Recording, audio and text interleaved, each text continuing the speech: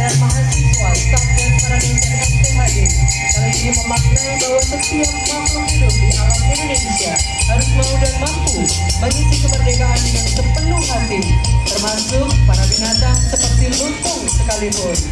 Tarian singkat ini menunjukkan bahwa semangat kekeluargaan, semangat gotong royong, semangat bekerja sama dan mau saling menopang agar kepentingan bersama dalam mengisi kemerdekaan Negara Kesatuan Republik Indonesia tetap terjaga, terus berkembang dalam perdamaian, persatuan dan kesatuan untuk terciptanya Indonesia hebat, Indonesia yang berkeanekaragaman, Indonesia unggul. Jika binatang saja bisa, apakah kita sebagai manusia sulit untuk melakukannya? Damailah kotaku, damailah negeriku, merdeka, merdeka, merdeka.